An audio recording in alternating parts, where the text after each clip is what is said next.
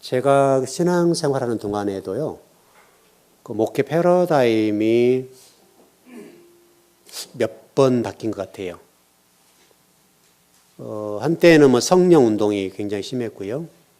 그래서 뭐 산에 가서 하다못해 손 한 풀이라도 뽑아야 된다고 그랬잖아요. 그랬고, 그 다음에는 제자 훈련이 굉장히 이제 그 오카노 목사님을 중심으로 해서 미국에서 공부하고 돌아오신 그런 몇 분에 의해서 또 홍정길 목사님이나 이런 분들에 의해서 한국교회 제자화 교육에 관한 목회 패러다임이 들어왔죠. 그 이후로도 수없이 바뀌었습니다. 근데 최근에는 이제 지역 목회, 이게 지금 이제 한 이슈로 올라와 있고요. 가만히 생각해 보자고요. 어떻든 뭐 성령 운동이 됐든지 뭐 제자화가 됐든지 또 지역 목회에 관해서 해야 된다라고 얘기를 할지, 가만히 뜯어보면 이게 이상하리만큼 본질을 추구하기보다는 비본질이 한국 교회를 끌고 왔다고 볼 수가 있어요. 이제 왜 그런가, 이게 굉장히 중요한데, 우리 전번에 공부하고 계속했던 것처럼 말씀이 없으면, 또 강단의 말씀을 못 전해주면 어떻게 될 것이냐, 또 여러분 말씀이 없으면 어떻게 될 것이냐, 그 문제를 공부했잖아요. 그랬을 때 우리에게 말씀해 주셨던 내용들이 포악함으로 가득 채워진다 그랬잖아요. 포악으로 채워진다는 거죠. 그런데 이제 이 문제를 계시록 결론적인 부분으로 들어가서 보니까요, 이제 18장 아마 23절인가 그럴 텐데요. 한번 찾아보시죠.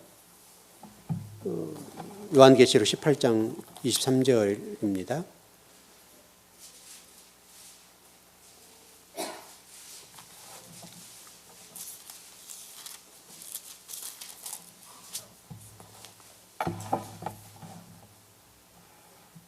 네, 18장 23절입니다.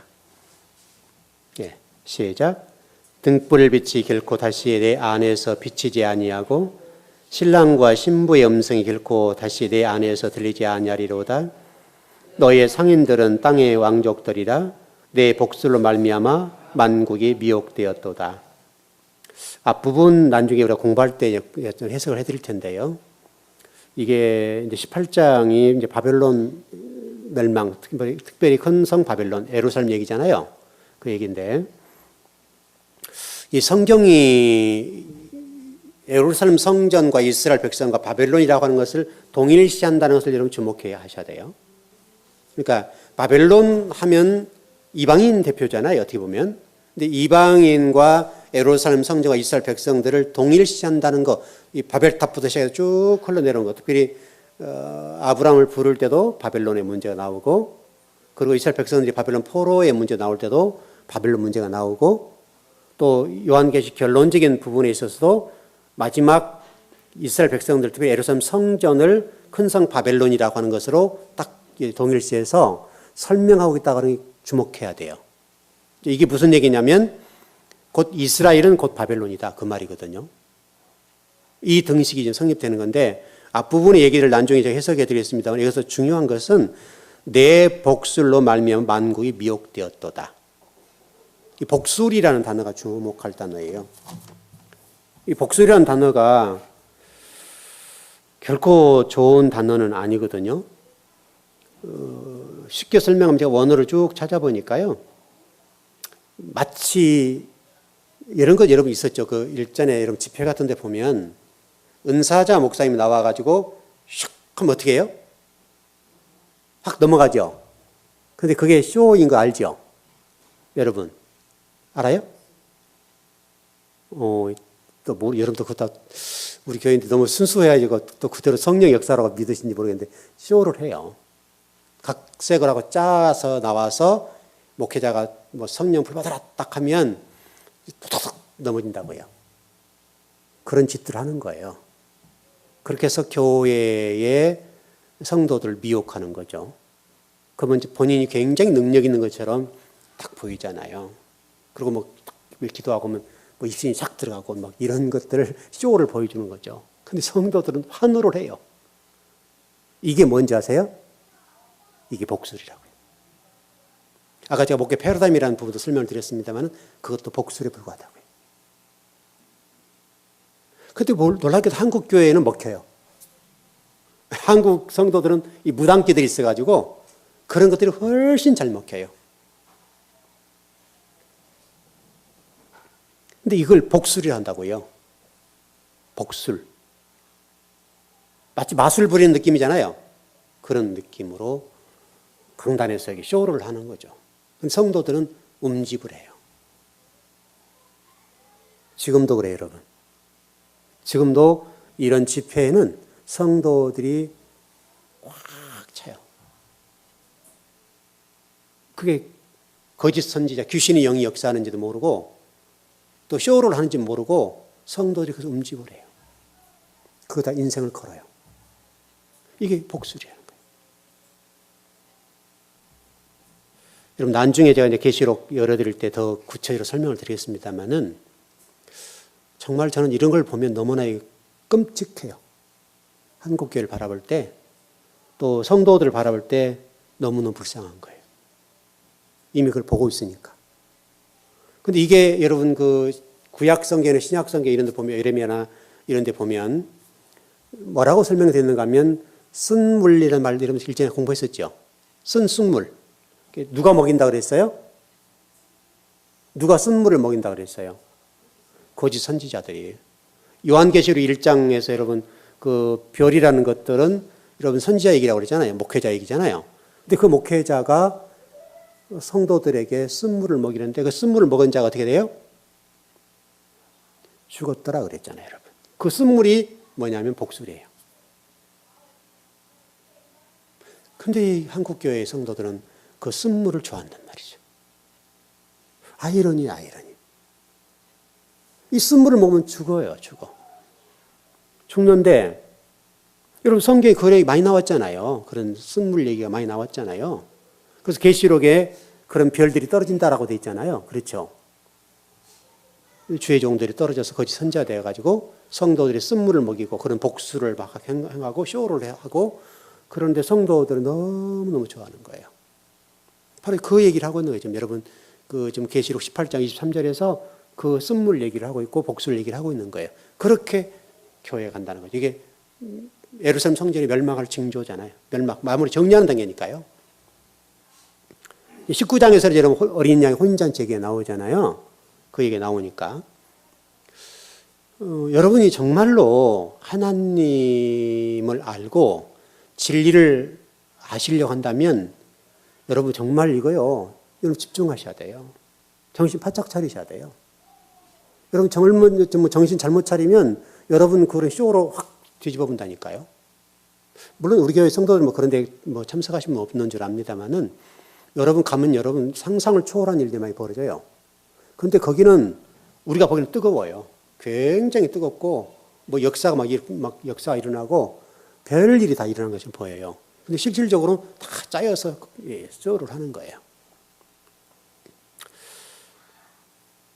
그 쇼를 하는 그 입술에 뭐가 나오겠어요, 여러분? 말씀이 나오겠어요? 진리가 나오겠어요? 안 나온단 말이에요. 그러니까 여러분과 제가 쓴물을 먹지 않기 위해서 부단히 노력해야 돼요. 이거 노력하지 않고는 안 돼요. 여러분, 우리 성경 역사 속에서 볼 수 있는 것처럼 이 쓴물과 복술이라고 하는 것들은 하루아침에 나타나는 게 아니잖아요. 구약 성경에서부터 계속 이 역사가 지금까지 이어져 오고 있어요. 지금까지. 앞으로도 그럴 거예요. 근데 훨씬 더 이런 복술과 쓴물을 먹이는 그런 주의 종들이 인기가 훨씬 좋아요. 아이러니죠, 이게. 성도들은 분명히 영적인 부분이 있고 성령의 감동함과 진리가 있다고 한다면 분별할 수가 있거든요. 분명히 분별할 수 있는데 영적인 이런 종교적인 부분에 있어서는 성도들이 무지해요. 넘어가는 거예요. 그래가지고 그 쇼에서 여러분요, 그런 곳에 가가지고 은혜 받고 여러분 재산 바친 사람 많고요. 얼마나 이런 게 많은지 몰라요. 그 순간적인 그 감동을 받아가지고 막 헌금도 막 하는 거예요. 쏟아지게 해버려, 쏟아지게 헌금을. 이제 만일에 그분들이 다른 교회 섬기는 분들이라 본다면 자신의 섬기는 교회에서는 그렇게 안 하거든요. 근데 그런 데서는 뭐 은혜가 충만하다고 생각해가지고 막 헌금도 막 이렇게 팍팍 하는 거예요, 팍팍. 누구 배를 불리는 거예요, 여러분? 여러분, 아는 분들은 아는 얘기지만 여러분 그런 집회가 여러분, 기도원 집회도 마찬가지지만 여러분 퍼센트로 나눈 거 아시죠, 여러분? 여러분 그거 모르셔요? 아이고, 참말로. 그렇게 해서 헌금을 많이 거두면 몇 퍼센트 니꺼 이렇게 나눈단 말이에요. 완전 장난을 치는 거예요, 성도들 앞에, 영적으로. 그런데 성도를 거기서 환호하고, 거기서 뭐 영적인 은혜를 받았다고 얘기하고, 여러분 그 기도원 같은데 일전에 여러분 많이 가보신 분 아시죠? 야, 막 헌금을 하고 막 얼마나 야단을 치고 그래요. 11조라고 막 얼마나 그래서 헌금 막 강요를 하냐고요. 왜 그러겠어요, 여러분? 말씀만 전하러 갔다 가면 헌금 나오든지 말지 무슨 상관이에요, 강사인데. 안 그래요? 근데 왜 강사진들이 와가지고 헌금 거두려고 그렇게 일을 썼겠어요? 퍼센트로 나눈단 말이에요, 퍼센트로. 집회를 주관하는 주최 측 얼마, 강사가 몇 퍼센트 딱 뛰어간다고요. 그러니까 헌금 거두려고 혈안이 돼버린 거죠. 얼마나 여러분 그런 영적인 일들 통해서 성도들 호주머니를 강탈해버리는데 성도들은 무지한 거예요. 저도 그 젊을 때 많이 좀 기도 다녀봤잖아요. 은혜 구하고 막 그럴 때니까, 막 철회하고 그럴 때니까. 제가 한번 하늘산에 가면 갔다가요, 앞에 앉아있다가 그냥 나와버렸어요. 집회 갔다가. 워낙 사기를 치고 장난을 치니까 보이잖아요. 적어도 말씀이 있으면 보이니까요. 완전히 장난을 치는 거예요. 그래서 나와서 그냥 조용히 나와서 이 산에 가서 기도하고 그냥 내려왔거든요. 얼마나 기도하고 싶어서 올라갔겠어요. 근데 가서 보니까 집회를 하는데 정말 사기를 치는 거예요, 성도들 앞에서. 저는 그 평신도 때예요, 여러분, 그게 그때.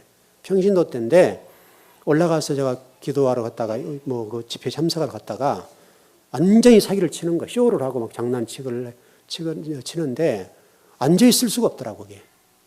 너무나.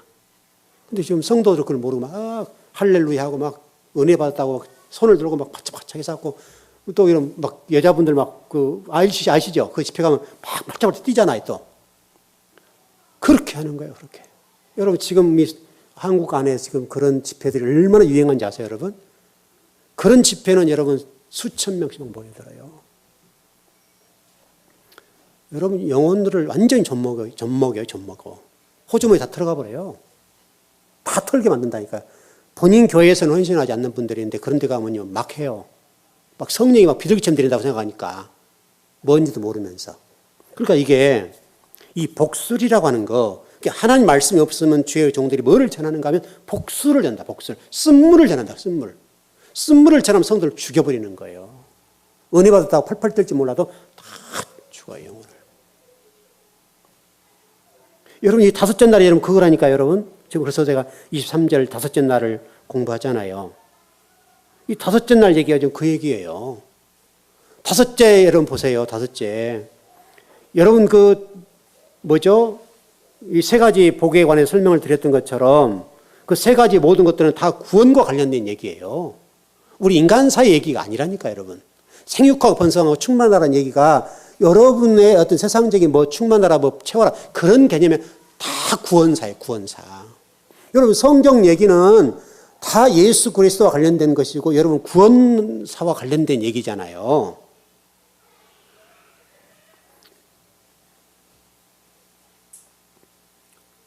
무병장수하고 행운을 받아서 성공하고 복을 받고, 이 바라크라는 것도 마찬가지입니다만은, 이 생육하고 번성 충만이라는 단어들도 우리에게 적용할 얘기 아니라니까. 이게 다 구원론이래요, 구원사.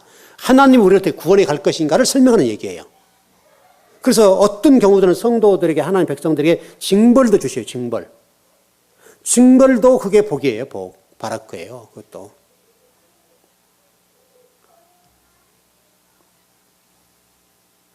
그래서 생육하고 번성하고 충만하라는 말을 생물학적인 개념으로 이해하고 양육강식이라는 관점으로 이해하는 경우들이 너무너무 많은데요. 여러분 그 앞에 새와 바다, 물들이라는 것도 얘기가 나오잖아요. 그 뒤에 나온 얘기잖아요. 새 얘기, 바다 얘기, 물들 다 이게 뭐예요, 여러분? 새는 말씀을 전하는 자인데 그 말씀을 전하는 자와 바다가 뭐 이방인 얘기잖아요. 그다음에 물이 뭐예요? 말씀이잖아요. 다 여러분 우리 신앙과 관련된 얘기를 하고 있고 구원과 관련된 얘기를 하고 있는 거예요. 근데 우리 사람들은 이런 말씀을 듣게 되면 딱 이런 제국주의적인 밑바탕 깔고 있으니까 일전에 제국주의 얘기했었죠. 여러분 로마 그 콘스탄티노플이라는 그런 황제 때 이 알렉산드르 학파와 그다음에 뭐 알렉산드르파와 안디옥파 간에 굉장히 치열한 갈등이 있었잖아요. 그때 한 파를 죽여버리고 한 당파를 세워서 그들과 딱 이뤄서 교회와 이 종교가 하나가 돼서 그렇게 가버렸잖아요. 근데 그걸 제국주의라고 그러잖아요. 제국주의. 그래가지고 실질적으로 좀 여기 우리 내려와 있는 많은 좋은 문서들이 좋은 것들은 다 불태워버리고 자신들의 그 노마와 이 종교적인 부분에 이 드러난 부분, 좋게 비화된 부분만 딱 드러나 있는 거예요. 지금도. 얼마나 잘못된 것들이 많이 들어와 있는데 이게요. 근데 우리는 그게 잘못됐다는 자체도 모르잖아요. 지금. 신학도 마찬가지고. 신학 안에서도 여러분 다 좋은 문서들은 다 불태워버리고 정말 신앙과 진리와 관련된 것들은 핍박을 당하고. 근데 힘의 논리, 이 제국주의적인 힘의 논리에 의해서 교회가 이렇게 쭉 온 거예요. 그래서 이런 종교개혁을 한 이유가 거기에 있잖아요, 여러분. 할 수밖에 없었고. 그런 거예요.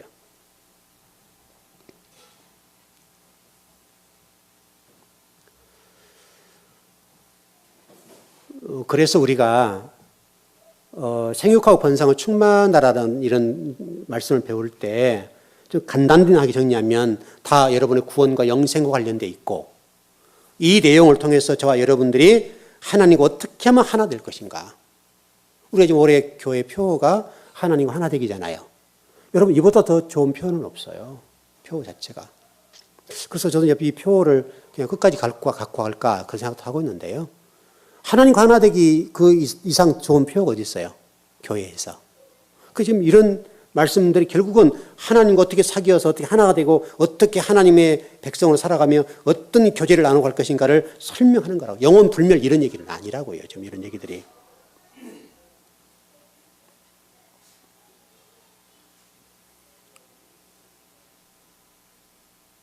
결국은 말씀 사역자들의 문제를 짚고 있는데요. 이 말씀 사역자들의 교회, 여자라고 하는 이 교회에게 열매를 맺어야 된다. 교회에서 팔아라고 하는 단어를 통해 설명을 드렸던 것처럼 열매를 맺어가는 게 생육, 번성, 충만이라는 단어들은 결국은 똑같아요. 좀 내용은 조금씩 다릅니다만은 어떻게 하면 하나님의 교회가 하나님 말씀을 열매를 맺어갈 것이냐에 관한 설명인데 그 열매를 맺어가는 일에 있어서 중심이 누구냐 이거예요. 말씀의 사역자들의 문제라는 거예요. 말씀의 사역자들이 어떤 말씀을 전할 것이며 어떤 관점으로 성경을 읽고 해석해서 설명해 줄 것인지 해석해 줄 것인지 여기에 따라서 성도들의 열매, 교회의 열매가 달라진다는 거예요. 여러분 주목하셔야 돼요. 아마 이번 주 제가 좀 더 말씀을 나누겠습니다만은 여러분 소아시 7교회를 천천히 들여다보세요. 여러분. 천천히 들여다보면 그게 놀라운 교회의 모습들이 다 들어있어요. 여러분 서문학교회가 어떤 교회예요? 여러분? 힘은 나약하고 세상 사람들이 볼 때는 저런 교회 이렇게 봤단 말이죠. 쉽게 그렇잖아요. 근데 힘 있는 나오디나 어떤 사대 교회입니까? 그런 사대 교회 같은 경우는 세상 사람들이 다 환호하고 저기는 성령 역사가 뭐 굉장하고 굉장히 유명하고 이런 쪽으로 성경에 나와 있잖아요. 그리고 여러분 그 라오디아 교회 같은 경우는 이게 그 사금들이 많아가지고 또 사대 교회는 안약입니까 뭡니까 하여튼 그런 쪽에 라오디아나 둘 쪽에 다 그럴 거예요. 그런 쪽이 되어서 거기는 돈이 흥청흥청하고 교회가요 물질로 충만했어요. 안약을 팔고 뭐 사금들이 나오고 막 이래가지고 엄청나게 부를 누렸던 지역이잖아요. 그러니까 교회가 물질적으로 막 풍성한 거예요. 근데 하나님이 여러분 뭐라고 그래요? 이 사대교회 라오디아 교회를 향해서 책만밖에 여러분 칭찬 한마디도 안 하셨어요. 그러니까 우리가 이 교회라고 하는 것이 정말 뭔가를 잘 생각해 봐야 돼요. 교회라고 하는 것이 그렇게 간단하지가 않아요. 그리고 우리가 지금 보는 눈과는 너무너무 달라요. 너무너무 달라. 여러분, 창조 5일째, 다섯째 날이라고 하는 부분을 좀 오늘 좀 정리해 보려고 그러는데요. 이 다섯이라는 것은 말씀과 관련된 그 은혜의 숫자예요. 다섯은. 은혜의 숫자인데 이 단어를 좀 그 원문을 좀 찾아 들어서 보니까요. 살찌다라는 단어를 뜻을 가지고 있어요. 여러분, 다윗이 물맷돌 5개로 골리앗을 무너뜨려 버리잖아요. 그렇죠? 그게 또 다섯이잖아요. 성경이 희한하게 그게 오병이어의 기죠. 다 다섯 문제잖아요. 다섯을 다루고 있다고요. 여러분, 이 다섯이라는 말 속에 다윗과 골리앗의 싸움인데, 여러분, 이 얘기가 나무 얘기가 아니라니까, 여러분. 골리앗이 누구예요, 여러분, 여기서? 골리앗이 누구예요? 여러분, 골리앗은 다윗도 나고 골리앗도 난 거예요.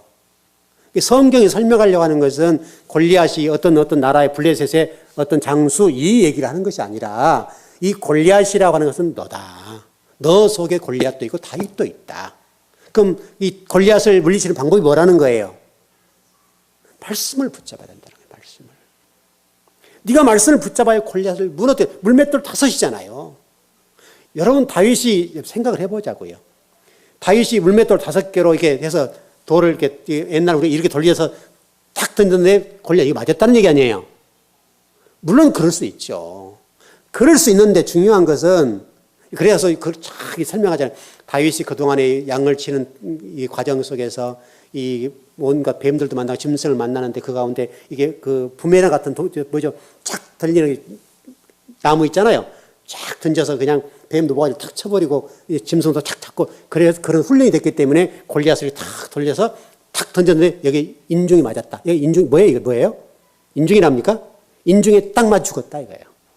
그 얘기가 우리 주일학교 때는 우리 교회에서 얼마나 이렇게 착 해서 설명하면 그렇구나. 골리앗이 죽은 거예요. 나쁜 놈이. 우리 얘기는 관계가 없어요. 우리하고는. 성경 얘기를 하고는 골리앗도 나고 다윗도 나고 사울도 나고 다윗도 나란 말이에요. 우리 속에 골리앗이 있다는 거예요. 여러분, 성경이 왜 골리앗 얘기를 하겠어요? 우리는 여러분 성경을 보실 때 모든 인물을 나와 하나로 만들어야 돼요. 다 우리 얘기라니까, 우리 얘기. 전번에 좀 말씀드렸던 것처럼 우리는 그 성경에 등장하는 나쁜 예됐던 누구 딱 등장하면 나쁜 놈 그러잖아요. 나쁜 놈이라고. 근데 그 놈이 나라니까요. 그게 우리라고요, 우리. 너 속에 골리앗이 있다 이거예요. 너 속에 골리앗이 있는데 그게 하나님과 대적적인 관계, 블레셋 사람이라는 거예요. 근데 그것을 너 자신에 있는 이 블레셋을 물리치는 유일한 비결은 말씀밖에 없다. 말씀. 그걸 붙잡아야 된다. 그래서 하나님의 군대가 되어서 다윗이 물맷돌 5개로 골리앗을 무너뜨렸다 그랬잖아요. 자, 성경을 한번 보시죠. 사무엘상 17장 40절이에요.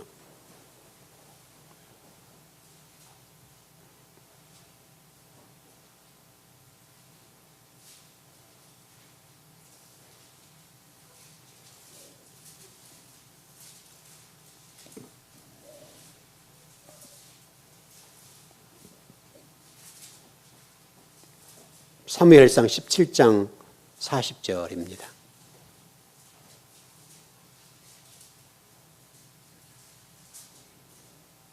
네, 시작.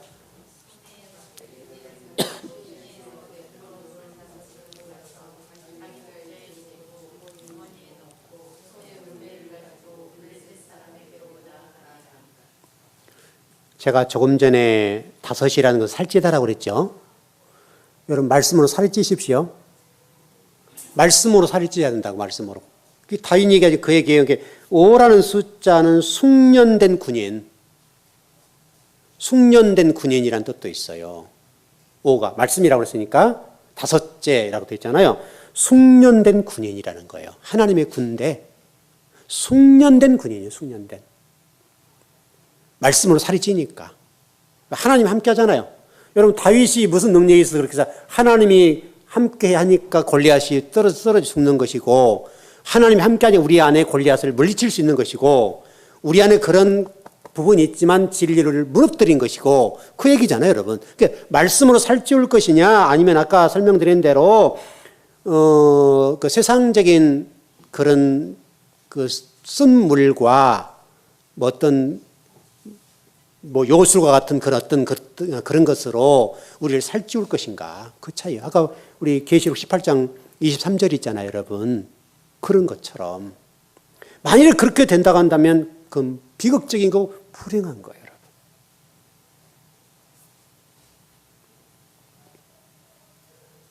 이 오라고 하는 것은 숙련된 군인이라는 뜻도 있고 군인 또는 전쟁이라고 하는 이미지가 이 안에 포함되어 있어요.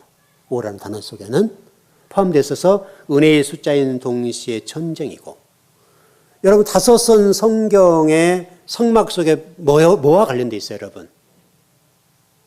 성막에 여러분 뭐 번제단부터 출발해서 다섯 번째가 뭐예요, 여러분?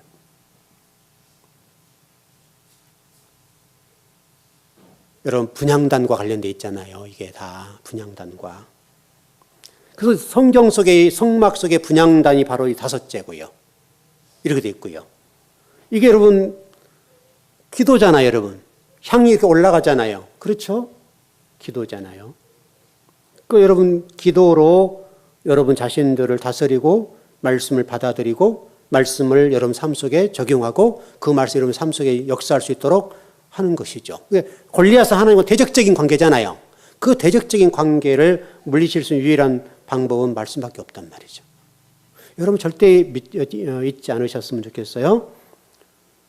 골리앗은 나다. 나. 여러분 사무엘상 17장 45절입니다.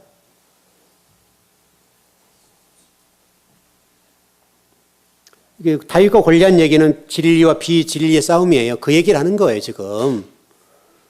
사무엘상 17장 45절입니다.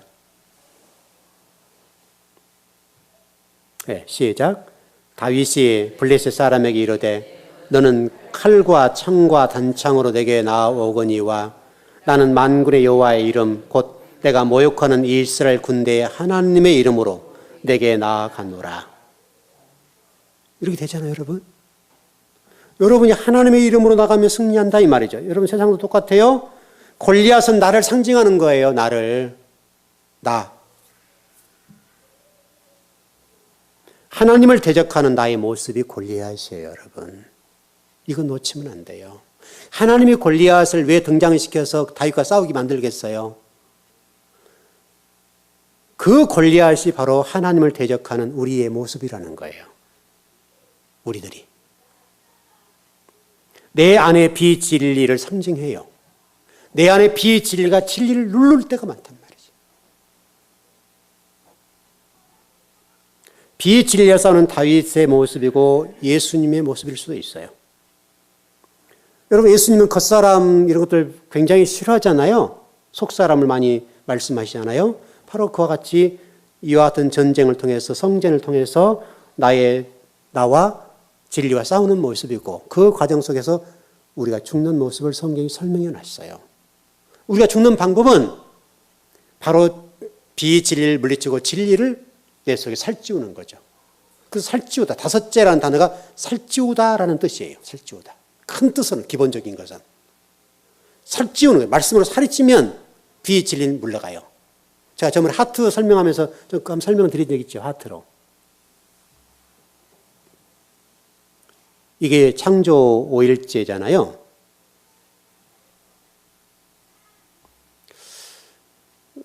성경은요, 이런 측면에서 굉장히 중요해요. 하나 좀 이렇게 설명을 좀 드려볼게요. 시간이 다 돼버렸는데. 5라는 다섯째인데요. 이 단어인데, 이게 좀 살찌다라고 그러잖아요. 이런 뜻을 가지고 있는데 뭐 군인이라 할 수 있고 여러 가지 얘기가 나오는데 히브리어 다섯 번째 글자가요. 헤이라는 단어예요. 헤이. 헤이라는 단어인데 굉장히 중요한 단어예요. 이게 과거 고대 근동지방에 상형 문자로 있을 때 이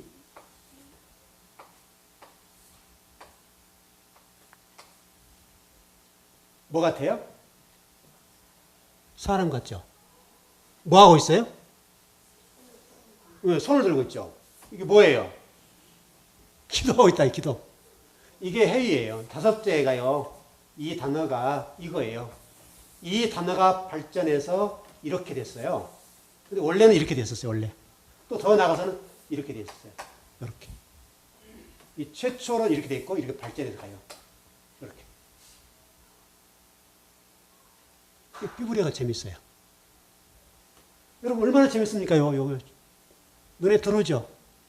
이게 회의라는 단어고, 다섯째라는 글자라니까요. 뭐 하는 거예요? 기도하고 있잖아요, 기도하고. 이게 회의라는 단어, 회의. 아주 눈에 들어오죠? 이게 여러분, 이게 요도예요, 요도. 요도라는 게. 이 십자가, 할 때, 요 글자잖아요. 이 바브의 요도. 예수님의 손. 그렇죠? 여기 십자가. 그래서 설명드린 적 있죠? 이건 바브라는 단어는 십자가고요. 이건 손. 예수님의 두 손에 못을 박았다 그랬잖아요. 그게 알렙이라는 단어라고 설명드렸잖아요. 이 히브리어로 그렇게 재밌다니까요. 이 알렙이라는 단어는 예수님을 십자가에 못을 박아버렸다. 여기에요. 못을 박는, 두 손에 못을 박는 것을 알렙이다. 바로 그 바브가 여기 와 있어요. 여기.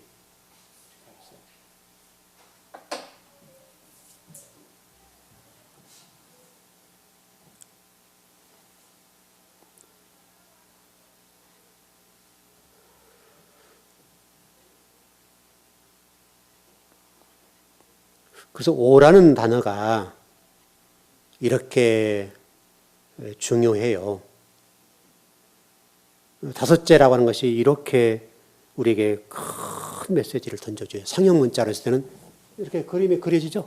이렇게 발전이 가니까요. 저렇게 이 손을 들고 있는 모습으로 나오는 것이 회의라는 단어예요. 오병이어를 좀 해야 되는데 이게 이렇게 설명을 마칠까요? 자, 여러분 물건을 들 때 자, 한번 제가 들어볼게요. 여기에 잡힐까 안 잡힐까요? 이게 이게 돌리면 잡혀 있을까요? 안 잡힐까요? 떨어지겠죠? 그럼 여기 뭐예요? 5인데 지금 4개밖에 안 되죠? 여기 뭐예요? 엄지죠? 여러분 이게 진짜 기가 막혀요. 이 엄지라고 하는 것은 아버지 역할이거든요. 이 손가락 5개에서 오병이잖아요. 오병 5개잖아요. 여기서 이 부분이 4개가 하나잖아요. 4개 하나인데 아버지가 이렇게 잡아주세요. 5이라는 뜻의 그런 것도 있어요. 손가락 4개. 손가락 4개는 지구를 설명해요. 지구. 여러분 요한계시록 가보면 이런 얘기 있죠. 4 귀퉁이를 그 말 나와요? 안 나와요? 그림을 잘 그릴지 모르겠네. 어떤 이렇게 됐다 합시다. 4 귀퉁이를 이렇게 잡고 계신다고 하잖아요. 계시록에 나와 있죠. 5에서 4이에요. 근데 그 잡고 있는 분이 누구예요? 그 위에서 이렇게 가야 되겠죠? 전부 다 모아지겠죠? 이렇게. 이렇게 놓고. 여기가 한 엄지예요, 엄지. 지구를 이렇게 붙잡고 계시잖아요. 5이라니까요, 5. 5이라고 하는 단어가 이렇게 돼 있어요. 아무리 무거운 물건을 들으려고 할 때 이게 아니면 다 놓쳐버려요. 그게 성경이에요. 그래서 아버지가 없으면 아무것도 아니다. 아버지 돈 받지 않으면 안 된다. 계시가 없으면 아무것도 아니다. 그런 설명입니다. 여러분, 예수님이 그 십자가를 지실 때 몇 군데 상처를 당하신지 아세요? 십자가 지실 때 몇 군데 상처를 당하셨죠? 자, 한번 따져볼까요? 그리고 마치죠. 양손에 2번, 2개 됐죠? 네? 다리, 옆구리, 그렇지, 이마. 그럼 몇 개예요? 몇 개가 나와요? 양쪽 손에. 이렇게, 여기다 박았죠, 여러분? 여기는 찢어져 버려요. 여기다 박았어요. 여기다 박았죠. 그리고 이마에 가시면류관. 그리고 창을 찔러서 옆구리 찔렀죠. 발은 이렇게 됐어요, 여러분. 그렇죠? 하나 박았죠? 5이잖아요, 여러분. 성경이 그냥 기록된 게 아니라니까, 이거요. 그래서 오해요. 그러니까 5이라는 것이 말씀이라는 게 그래서 맞는 거죠. 별것을 다 가르쳐 주네. 진짜로. 왜냐하면 제가 여러분들에게 말씀 좀 제발 좀 제대로 알아라고. 제발 말씀 붙잡으라고. 성경 곳곳에 지금 이런 내용들을 다 설명해 놨어요. 어떻게 보면 꼭 5개가 이러면 상처를 당해요. 가시면류관, 양손과 옆구리, 이게 옆구리에 심장을 찔러서 물 한 방울, 피 한 방울 다 쏟아버렸죠. 그 다음에 양발에 딱 박아서 5개. 이렇게 성경이 됐어요. 좀 정리를 해봅시다. 여러분, 이 5일째, 5째 날이라고 오늘 좀 공부를 좀 하고 있는데요. 여러분이 이 5이라는 것을 그냥 넘기지 말고 살찌다라는 단어를 생각하시고 부지런하게 말씀으로 여러분 살쪘으면 좋겠어요. 그것만 여러분 살기로, 그래야 여러분 골리앗을 물리칠 수 있어요. 내 안에 골리앗, 내 안에 비진리를 물리칠 수 있어요. 그 방법 외에는 없어요. 우리 안에 있는 이 비진리를 말씀을 물리치는 여러분 되시길 바랍니다. 기도하겠습니다.